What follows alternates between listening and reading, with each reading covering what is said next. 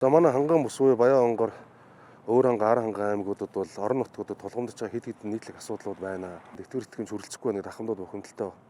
За дэвтгэр хүрэлцэхгүй байгаад энэ үнийн өсөлт, бензин шатхууны үнийн өсөлт, бараа бүтээгдэхүүний үнийн өсөлт, дээрээс нь орон нутагт байгаа эрүүл мэндийн даатгалаар авдаг үйлчлэгчдийн чанар хангалтгүй энд маш ихээр ахмадууд мөнгө зарцуулж байгаатай холбоотой байна. Хүнд байна. За малчид маань бол одоо түүхийн эдийн үнийг өсгөх талаар ямар нэг арга хэмжээ та нар авахгүй байна.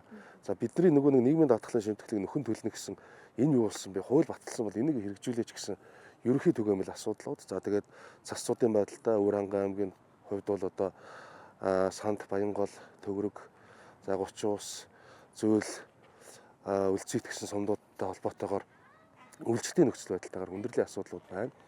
За тэдгээр асуудлуудыг холбогдох байгууллагууд нь уламжлаад цасцуудтай холбоотой асуудлыг бол Улсын онцгой комисс, аймгийн онцгой комисс уламжлаад дахиж ажиллая гэдэг ингэ байж байна. Харин яг энэ үед Улсын хурлын дарга ханган бүсэд ханган бүсийн 3 аймгаар явж байна.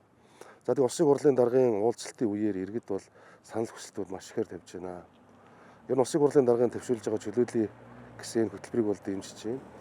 Тэгэхдээ үндсэндээ Улсын хурлын даргаас Өөр ханган аймгийн иргэд бол 3 үндсэн асуудлыг шаардж байна.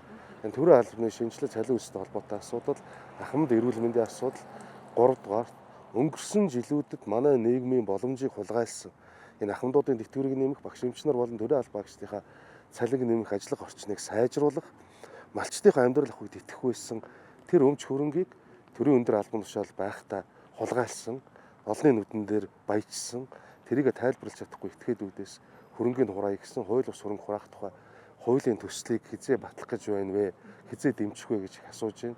За энд нь миний бие бол хариулт өглөө. Улсын хурлын дарга маань ч гэсэн энэ хаврын чуулганы хэлцэх асуудлын дараалд оролцсон. Тэгээ ийм учраас Улсын хурл бол хилцээд явна гэдэг байр суурийг илэрхийллээ. Цаашдаа Улсын хурлын дарга маань парламентын спикер. За тэгээд үндсэн аюулгүй байдлын зүйлийн гишүүний хуваар орон нутгуудад бас төлхөө ажиллаж байгаа гэсэн ийм бодол Улсын хурлын гишүүний хувьд бас бодож суулаа.